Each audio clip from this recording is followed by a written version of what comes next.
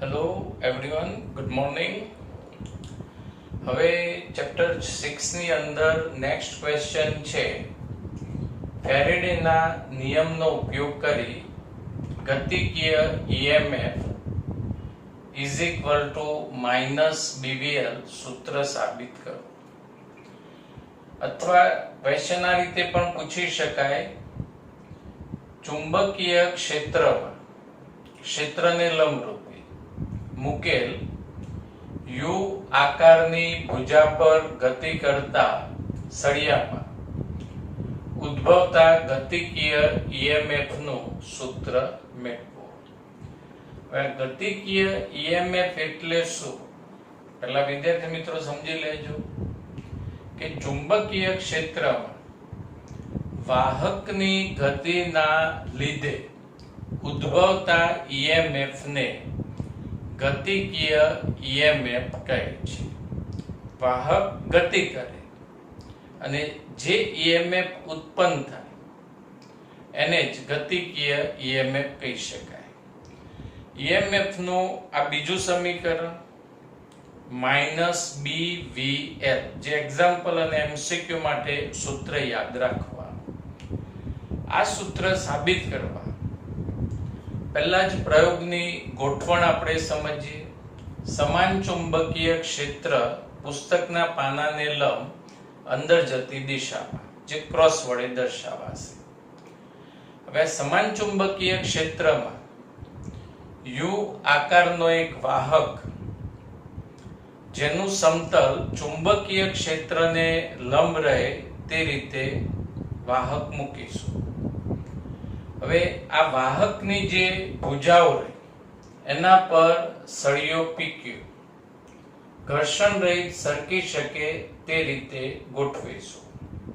અને થિયરીનો first point આ રીતે લખી શકાય કે આકૃતિમાં યુ આકારના લંબચોરસ વાહક PQRS ને ચુંબકીય ક્ષેત્ર સદિશ B માં એવી રીતે મૂકવામાં આવે છે કે તેનાથી બનતું સમતલ ચુંબકીય ક્ષેત્ર સદિશ B ને લંબ રૂપે રહે છે. હવે આપણે ગતિકીય EMF નું સૂત્ર વ્યાખ્યાયિત કરવા આ જે સળિયો PQ રહ્યો એને ડાબી તરફ અચળ વેગ v થી ગતિ કરાવીશું. એટલે સેકન્ડ પોઈન્ટમાં લખી શકાય સળિયા PQ ને આકૃતિમાં દર્શાવ્યા મુજબ અચળ વેગ v થી ડાબી તરફ ગતિ કરાવવામાં આવે છે. હવે આ જે એક્સપેરિમેન્ટ એમાં આદર્શ પરિસ્થિતિ આપણે ધ્યાનમાં લઈશું. આ P અને Q બિંદુ બંને વાહક એકબીજાના સંપર્કમાં છે, એટલે કે ઘર્ષણ થવાનું અને ઘર્ષણને કારણે કંઈક ઉર્જાનો વ્યય પણ થવાનો. પણ આપણે આદર્શ પરિસ્થિતિની ચર્ચા કરતા હોવાથી અહીંયા ઘર્ષણને કારણે જે પણ ઉર્જાનો વ્યય થાય એ આપણે અવગણીશું. એટલે ત્રીજા પોઈન્ટ્સમાં લખાય ઘર્ષણને કારણે ઉર્જાનો વ્યય થતો નથી. હવે આપણે સળિયા PQ ને ગતિ કરાવીએ. એટલે તમે સમજી શકો કે PQ સળિયો ડાબી તરફ જાય એટલે આ PQRS નું જે ક્ષેત્રફળ રહે એ ઘટતું જશે અને ક્ષેત્રફળ ઘટે બદલાય એટલે ચુંબકીય ફ્લક્સ નું સૂત્ર યાદ છે ને? કયું સૂત્ર? BA cos θ. હવે BA એટલે ક્ષેત્રફળ. હવે ક્ષેત્રફળ બદલાય એટલે આટલા ભાગ સાથે સંકળાયેલો ચુંબકીય ફ્લક્સ પણ બદલાશે. એટલે હવે આપણે લખી શકીએ કે આથી બંધ પરિપથ સાથે સંકળાયેલો ફ્લક્સ બદલાય અને ફ્લક્સ બદલાય એટલે EMF પ્રેરિત થાય, રાઈટ? હવે આપણે એ EMF નું સૂત્ર વ્યાખ્યાયિત કરીએ. તો સૂત્ર વ્યાખ્યાયિત કરીએ પહેલા કેટલાક પરિમાણ લખી દઈએ. તો અહીંયા ભૂમિતિ પરથી આપણે લખી શકાય કે આ જે RQ નું માપ રહ્યું અર્થાત S થી P નું માપ રહ્યું એ ધારો કે x ધારી લઈએ. પછી આ બંને ભુજા વચ્ચેનું જે અંતર રહ્યું એટલે કે RS અર્થાત SR જેનું માપ L લઈ લઈએ. એટલે અહીંયા RQ is equal to x અને RS is equal to S. RS is equal to L. હવે PQRS નું ક્ષેત્રફળ એટલે લંબાઈ ગુણ્યા પહોળાઈ એટલે અહીંયા આવશે L * x. હવે આ PQRS સાથે સંકળાયેલો ચુંબકીય ફ્લક્સ BA cos θ, અહીંયા θ 0 થશે, cos 0 1 થાય એટલે B * A. એની જગ્યાએ ક્ષેત્રફળ L * x લખી શકાય. હવે ફેરેડેના પ્રેરિત EMF ના નિયમ અનુસાર EMF = -dϕB/dt. ϕB ની જગ્યાએ લખી શકાય BLx.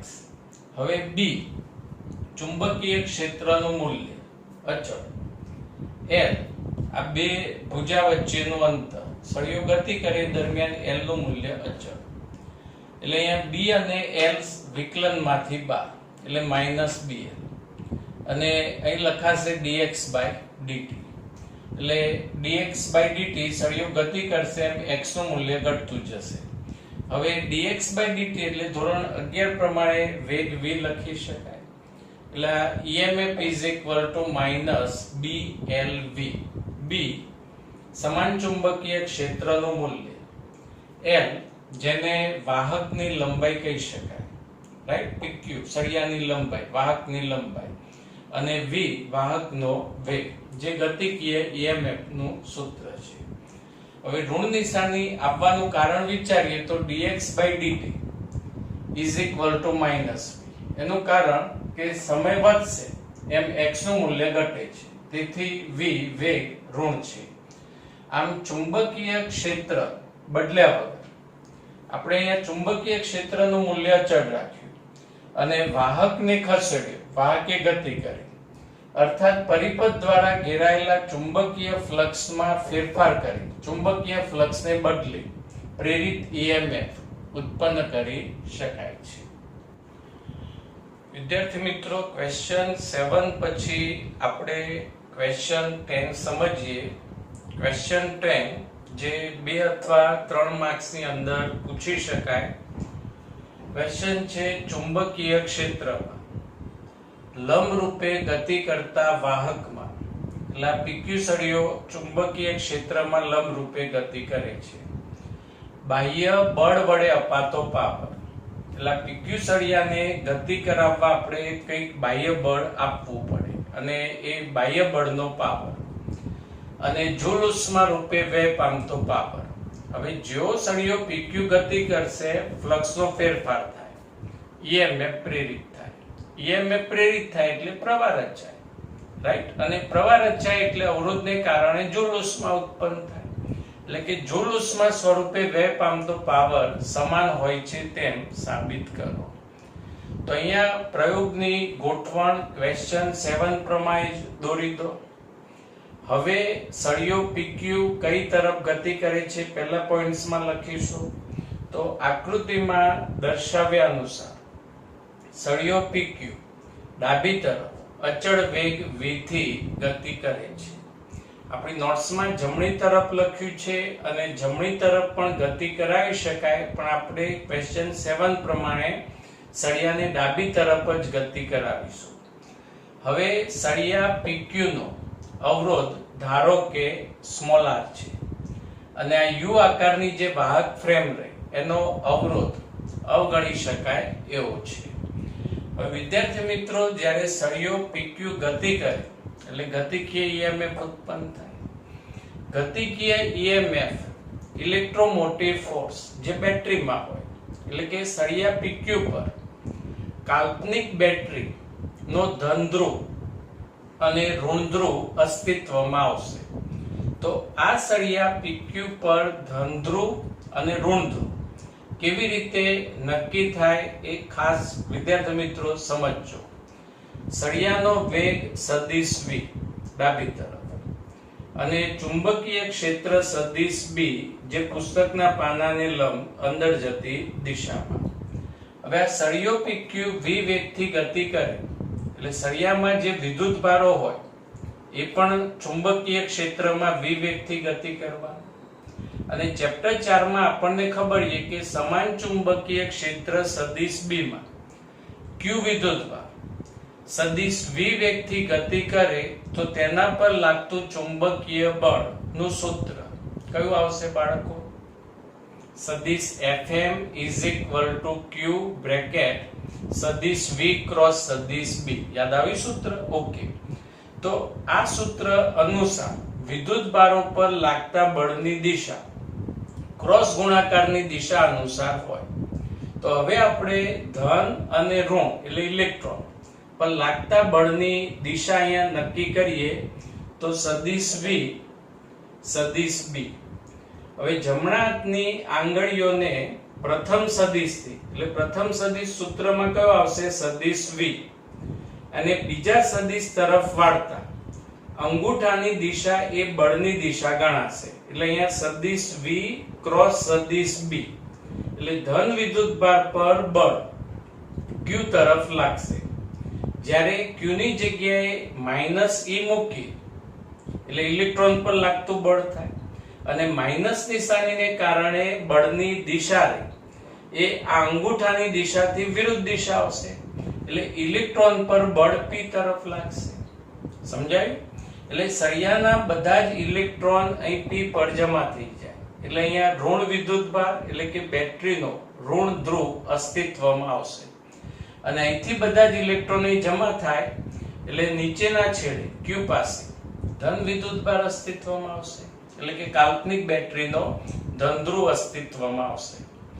હવે વિદ્યુત પ્રવાહ એ ધનથી ઋણ તરફ વહે એટલે વિદ્યુત પ્રવાહ આ રીતે ક્લોકવાઇઝ સમઘડી દિશામાં વહેશે. એટલે નોટ્સમાં પ્રવાહની દિશા પણ સુધારજો. એટલે હવે આપણે પ્રેરિત થતા વિદ્યુત પ્રવાહ અહીં કાલ્પનિક બેટરીનો ધન ધ્રુવ અને ઋણ ધ્રુવ અસ્તિત્વમાં આવ્યો અને આ પરિપથ પૂર્ણ થઈ ગયું. એટલે રૈવાજિક પ્રવાહ ધનથી ઋણ તરફ વહેવાનો. એટલે PQRS બંધ ગાળામાં EMF ને કારણે રચાતો વિદ્યુત પ્રવાહ I છે. એટલે પ્રવાહ I નું સૂત્ર ઓહમના નિયમ પ્રમાણે V/R. V ની જગ્યાએ અહીંયા EMF upon R એટલે BBL/R. હવે આપણે આગળ ગણતરી કરીએ પહેલા વિદ્યાર્થી મિત્રો ખાસ યાદ રાખજો કે ચુંબકીય ક્ષેત્ર પુસ્તકના પાનાને લંબ અંદર જતી દિશામાં હોય અને હવે વાહકની ગતિના લીધે જો ચુંબકીય ફ્લક્સ ઘટતો હોય, અહીંયા ફ્લક્સ ઘટે છે તો પ્રેરિત પ્રવાહની દિશા ક્લોકવાઇઝ સમઘડી હોય છે. આપણે એક એક્ઝામ્પલમાં કન્સેપ્ટ ઉપયોગમાં પણ લઈશું. સમઘડી દિશા કેમ હોય તમને ખ્યાલ આવી ગયો? ઓકે. અને જો ફ્લક્સ વધતું હોય, આ સળિયો PQ જમણી બાજુ ગતિ કરતો હોય તો બળની દિશા અહીંયા પ્રવાહની દિશા ઉલટાઈ જાય અને એ પ્રવાહ રહ્યો એ વિષમઘડી દિશામાં પ્રેરિત થાય છે. તો આટલું ખાસ યાદ રાખજો. ચુંબકીય ક્ષેત્ર પુસ્તકના પાનાને લંબ અંદર જતી દિશામાં હોય અને વાહકની ગતિના લીધે ફ્લક્સ ઘટતું હોય તો પ્રવાહની દિશા ક્લોકવાઇઝ સમઘડી અને જો ચુંબકીય ફ્લક્સ ઇન્ક્રીઝ વધતું હોય તો પ્રવાહની દિશા વિષમઘડી હોય છે. હવે આપણે પાવરનું સૂત્ર વ્યાખ્યાયિત કરવાનું છે. એટલે આગળ જોઈએ તો PQ સળિયામાં I પ્રવાહ પસાર થતા તેના પર લાગતું બળ ચેપ્ટર 4 અનુસાર I પ્રવાહ ધારિત L લંબાઈનો સળિયો ચુંબકીય ક્ષેત્ર સદિશ B માં હોય તો લાગતું બળ સદિશ F is equal to I સદિશ L ક્રોસ સદિશ B છે જે સળિયાના વેગથી વિરુદ્ધ દિશામાં લાગે છે. તો ચાલો બાળકો આ બળની દિશા નક્કી કરીએ. અહીંયા I સદિશ L પ્રવાહની જે દિશા રહી એ જ દિશા I સદિશ L ની દિશા ગણાય. રાઈટ? આ રીતે. અને ચુંબકીય ક્ષેત્ર સદિશ B પુસ્તકના પાનાને લંબ અંદર જતી દિશામાં. સમજાય છે? I સદિશ L સદિશ B અંદર જતી દિશામાં. હવે જમણા હાથની આંગળીઓને આ જમણો હાથ એને પ્રથમ સદિશથી બીજા સદિશ તરફ વાળતા અંગૂઠાની દિશા એ બળની દિશા ગણાશે. એટલે અહીંયા સળિયાનો વેગ V ડાબી તરફ અને આ પ્રવાહને કારણે જે ચુંબકીય બળ લાગશે એ વેગની વિરુદ્ધ દિશામાં, એટલે અહીંયા આપણે લખ્યું કે આ બળ વેગની વિરુદ્ધ દિશામાં લાગે છે. હવે બળનું મૂલ્ય F = ILB sin θ. એટલે અહીંયા I સદિશ L સદિશ B પરસ્પર લંબ સમજાય છે. ઓકે, ખૂણો કેટલો થશે 90. એટલે અહીંયા sin 90 ની કિંમત 1, એટલે બળ = ILB. પ્રવાહ I ની જગ્યાએ લખી શકાય BVL LB. હવે BB B2 LL L2 V/R. હવે સળિયા પર લેન્ઝના નિયમ અનુસાર ગતિની વિરુદ્ધ દિશામાં ચુંબકીય બળ લાગે છે. હવે સળિયાને અચળ વેગથી ગતિમાં રાખવો હોય તો આ જેટલું ચુંબકીય બળ લાગે છે એની વિરુદ્ધ દિશામાં એટલું જ બાહ્ય બળ લગાડવું પડે. હવે આ બાહ્ય બળ દ્વારા મળતો પાવર P = FV. હવે F ની કિંમત તો આપણે હમણાં જે ચુંબકીય બળની કિંમત શોધી એટલું જ બાહ્ય બળ વિરુદ્ધ દિશામાં લગાડવું પડે. એટલે બાહ્ય બળનું મૂલ્ય ચુંબકીય બળના જેટલું છે. એટલે અહીંયા B2 L2 V/R Vm9. આ પાવર P બરાબર FV સૂત્ર આપણે ધોરણ 11 ચેપ્ટર 6 માં સૂત્ર સાબિત કરેલું છે. એટલે અહીંયા B2 L2 V2/R result number 1. હવે પ્રવાહ I અહીંથી પસાર થાય. PQ સળિયાનો અવરોધ R છે. તો આ સળિયામાં ઉત્પન્ન થતી જૂલ ઉષ્મા, તો ચેપ્ટર 3 પ્રમાણે જૂલ ઉષ્મા જૂલ પાવર જેનું સૂત્ર I2R. જૂલ ઉષ્મા I2RT અને જૂલ પાવર I2R. પ્રવાહ I = સૂત્ર BVL/R નો સ્ક્વેર, એટલે B2 V2 L2/R2 ગુણ્યા R. એક R કેન્સલ એટલે છેદમાં R રહેશે. એટલે અહીંયા રિઝલ્ટ બનશે B2 V2 L2/R સમીકરણ 2. હવે બંને સમીકરણના જમણી બાજુના પદ સરખાઈએ. એટલે અહીંયા લખી શકાય P = PG. એટલે યાંત્રિક પાવર = જૂલ પાવર. અને એવું કહી શકાય કે ગતિ કરતી બાજુ દ્વારા એટલે સળિયા દ્વારા યાંત્રિક ઉર્જા વિદ્યુત ઉર્જામાં રૂપાંતરણ પ્લસ માઇનસ પ્રવાહ રચાય એટલે વિદ્યુત ઉર્જામાં રૂપાંતરણ, અને પછી એ વિદ્યુત ઉર્જાનું જૂલ ઉષ્મામાં રૂપાંતરણ થાય છે. એટલે કે એ ઉર્જા ઉષ્મા ઉર્જા સ્વરૂપે રૂપાંતરિત પામે છે. વિદ્યાર્થી મિત્રો, આપણે ક્વેશ્ચન 7 માં ગતિકીય EMF નું સૂત્ર સાબિત કર્યું -BVL. ક્વેશ્ચન 10 ની અંદર આપણે પ્રેરિત પ્રવાહ અને યાંત્રિક પાવર = જૂલ પાવર બંને સમાન હોય એ સંબંધ સાબિત કર્યો. હવે આપણે ક્વેશ્ચન 8 ની અંદર ક્વેશ્ચન 10 માં પણ આપણે સમજેલા કે EMF ઉદ્ભવવાનું કારણ સળિયા પર જે કાલ્પનિક બેટરી અસ્તિત્વમાં આવશે, એટલે કે સળિયાનો એક છેડો કાલ્પનિક ધનધ્રુવ તરીકે અને બીજો છેડો કાલ્પનિક ઋણધ્રુવ તરીકે અસ્તિત્વમાં આવશે. એનું કારણ જે આપણે ક્વેશ્ચન 10 માં પણ સમજેલા એની એ જ વસ્તુ આપણે ક્વેશ્ચન 8 ની અંદર સમજીએ. ક્વેશ્ચન છે ચુંબકીય ક્ષેત્રને લંબ રૂપે મુક્ત વિદ્યુત ભાર પર લાગતા લોરેન્ઝ બળ પરથી ગતિકીય EMF સમજાવો. એટલે કે ચુંબકીય ક્ષેત્રને લંબ રૂપે ગતિ કરતા વાહકમાં ઉદ્ભવતા ગતિકીય EMF ની સમજૂતી લોરેન્ઝ બળ દ્વારા આપો. અને જો કૌંસમાં શું લખ્યું છે ચુંબકીય બળ, તો પહેલા એનું એક્ઝેક્ટ કારણ સમજી લો. ચેપ્ટર 4 પ્રમાણે લોરેન્ઝ બળનું સૂત્ર Q સદિશ E પ્લસ Q બ્રેકેટ સદિશ V ક્રોસ સદિશ B. ખ્યાલ છે ને? તો લોરેન્ઝ બળ, વિદ્યુત ક્ષેત્ર અને ચુંબકીય ક્ષેત્ર બંનેની સંયુક્ત અસરને કારણે લાગતા કુલ બળને લોરેન્સ બળ કહે છે. પણ આપણો જે ક્વેશ્ચન 7 રહ્યો એમાં વિદ્યુત ક્ષેત્ર એબ્સન્ટ છે, ગેરહાજર છે, એટલે સદિશ E = 0 મુકાશે, રાઈટ? એટલે અહીંયા લોરેન્સ બળ Q બ્રેકેટ સદિશ V ક્રોસ સદિશ B, આ લોરેન્સ બળનું સૂત્ર.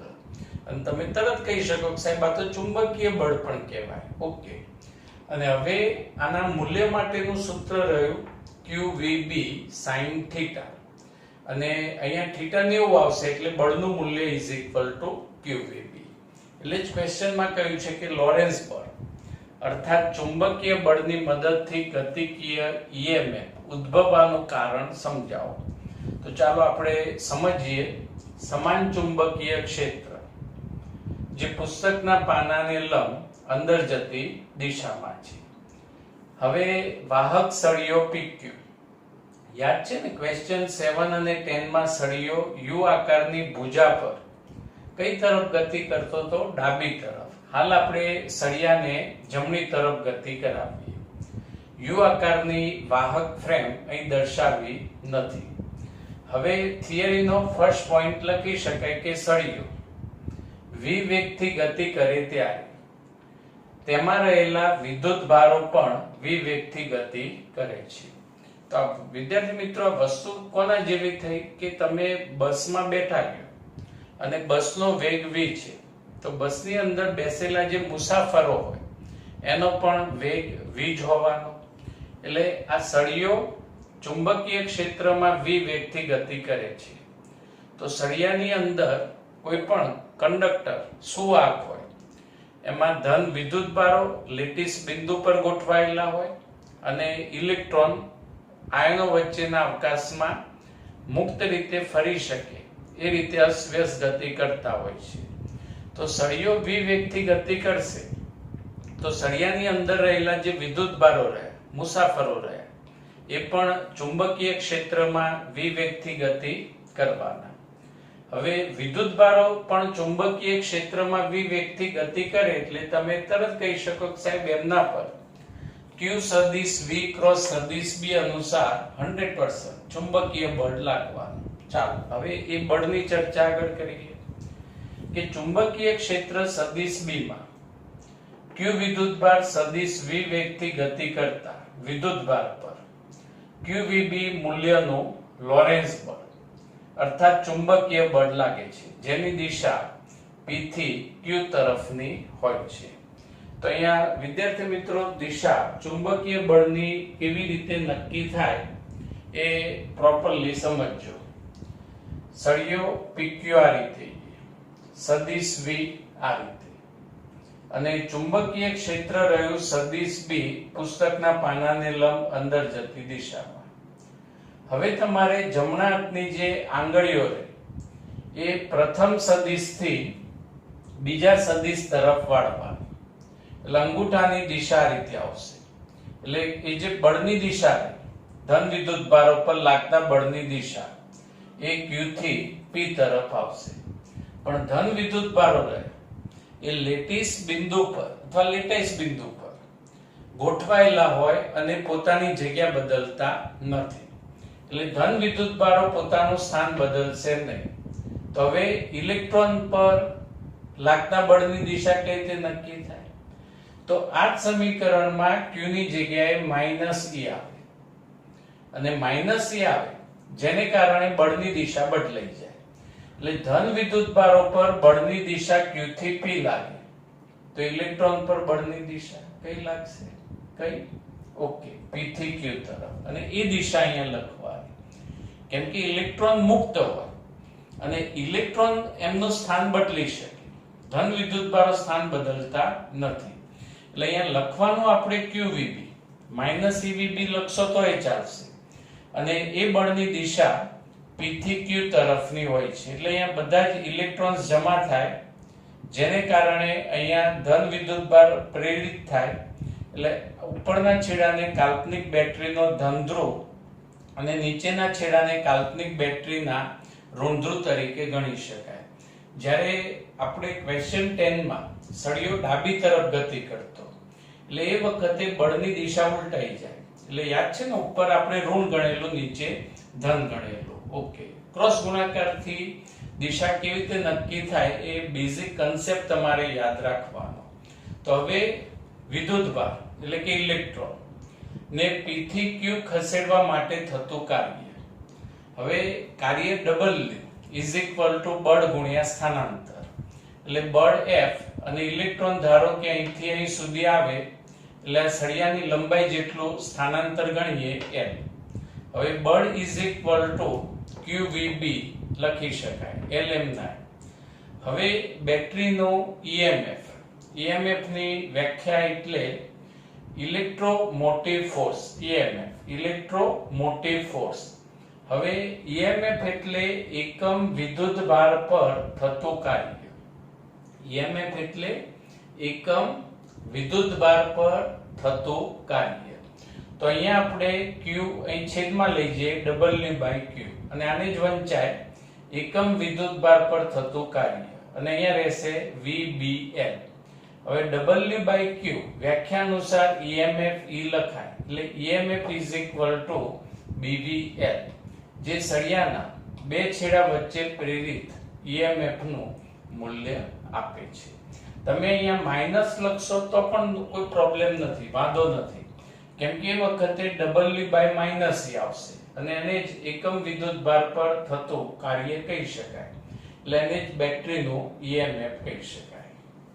ક્વેશ્ચન 9, જેમાં બેઝિક ઇન્ફોર્મેશન આપણને આ ક્વેશ્ચન માંથી મળી રહેશે. સ્થિર વાહકને સમય સાથે બદલાતા ચુંબકીય ક્ષેત્રમાં ગોઠવતા તેમાં EMF ઉદ્ભવે છે. આ હકીકત પરથી શું તારણ મળી શકે? એટલે વાહક સ્થિર હોય તો ફેરેડેનો પ્રથમ પ્રયોગ, દ્વિતીય પ્રયોગ અને ત્રીજો પ્રયોગ બધામાં વાહક સ્થિર હતું અને ચુંબકને આપણે આગળ પાછળ ગતિ કરાવતા અને EMF આપણને મળતું. તો આ હકીકત પરથી શું તારણ નીકળી શકે અને પ્રેરિત વિદ્યુત ક્ષેત્ર વિશે માહિતી આપો. તો જ્યારે વાહક સ્થિર હોય તો આવી સ્થિતિમાં વાહકના વિદ્યુતભારો પર લાગતું લોરેન્ઝ બળ Q બ્રેકેટ સદિશ E પ્લસ સદિશ V ક્રોસ સદિશ B. પણ અહીં વાહક સ્થિર છે એટલે અહીંયા V is equal to 0. એટલે આખું ચુંબકીય બળવાળું પદ થઈ જાય શૂન્ય. એટલે સદિશ F is equal to Q સદિશ E. એટલે અહીંયા એવો અર્થ નીકળે કે પ્રેરિત EMF પ્રેરિત થાય એટલે પ્રવાહ પણ પ્રેરિત થાય. પ્રેરિત પ્રવાહ સમજવા માટે તમારે આવું ધારવું પડે કે સમય સાથે બદલાતું જતું ચુંબકીય ક્ષેત્ર એ વિદ્યુત ક્ષેત્ર ઉત્પન્ન કરે છે એમ ધારવું પડે. કેમ કે વાહક સ્થિર છે, ચુંબકીય ક્ષેત્ર સમય સાથે બદલાય છે અને વાહક સ્થિર હોવાથી ચુંબકીય બળ શૂન્ય બનશે. તો વિદ્યુત ક્ષેત્ર EMF ઉત્પન્ન થયું તેનું કારણ કે સમય સાથે બદલાતું જતું ચુંબકીય ક્ષેત્ર એ વિદ્યુત ક્ષેત્ર ઉત્પન્ન કરે છે એમ આપણે સ્વીકારવું પડે, એમ ધારવું પડે. હવે એવું કહી શકાય કે સ્થિર વિદ્યુતભારથી ઉત્પન્ન થતું વિદ્યુત ક્ષેત્ર ચેપ્ટર 1 અને 2 અને સમય સાથે બદલાતા જતા ચુંબકીય ક્ષેત્રને કારણે ઉદ્ભવતું વિદ્યુત ક્ષેત્ર. હવે તમને ક્વેશ્ચન થાય કે સાહેબ સમય સાથે બદલાતા ચુંબકીય ક્ષેત્રના લીધે વિદ્યુત ક્ષેત્ર કેવી રીતે ઉત્પન્ન થાય? તો વિદ્યાર્થી મિત્રો, હમણાં જ આપણે સળિયાને ગતિ કરાવી તો એક છેડો કાલ્પનિક બેટરીના ધન ધ્રુવ તરીકે, રાઈટ, અને બીજો છેડો બેટરીના ઋણ ધ્રુવ તરીકે અસ્તિત્વમાં આવે. વિદ્યુત ક્ષેત્રની દિશા કઈ હોય? ધનથી ઋણ તરફ. એટલે એ વખતે વિદ્યુત ક્ષેત્ર અસ્તિત્વમાં આવે. એટલે આપણે એવું કહી શકાય કે સમય સાથે બદલાતા ચુંબકીય ક્ષેત્રને કારણે ઉદ્ભવતું વિદ્યુત ક્ષેત્ર EMF ઉદ્ભવે એટલે વિદ્યુત ક્ષેત્ર અસ્તિત્વમાં આવશે અને અલગ અલગ ગુણધર્મો ધરાવતા હોય છે. એટલે ચેપ્ટર 1 અને 2 નું વિદ્યુતભારનું, સ્થિર વિદ્યુતભારનું વિદ્યુત ક્ષેત્ર અને બદલાતા જતા ચુંબકીય ક્ષેત્રને કારણે ઉત્પન્ન થતું વિદ્યુત ક્ષેત્ર બંનેના જે ગુણધર્મો રહ્યા બંનેની જે પ્રોપર્ટીઝ રહે એ અલગ અલગ હોય છે. જો કે એ બહુ વધારે ડિટેલ આપણા સિલેબસની અંદર નથી. અને છેલ્લે એવું કહી શકાય કે ગતિમાન વિદ્યુતભાર એટલે કે વિદ્યુત પ્રવાહ એ સ્થિર ચુંબક પર બળ અર્થાત ટોર્ક લગાડે છે. એટલે ગતિમાન વિદ્યુતભાર વિદ્યુત પ્રવાહ જે ચુંબકીય ક્ષેત્ર ઉત્પન્ન કરે અને આ ચુંબકીય ક્ષેત્રની અંદર આપણે મેગ્નેટ મૂકીએ તો ચેપ્ટર 5 અનુસાર એ મેગ્નેટ પર બળ ચુંબકીય બળ અને ટોર્ક બંને લાગે છે.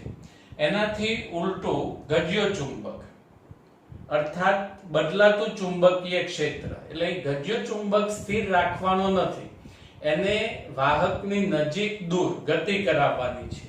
એટલે ચુંબકીય ક્ષેત્ર સમય સાથે બદલાશે અને જે સ્થિર વિદ્યુતભાર પર બળ લગાડી શકે છે.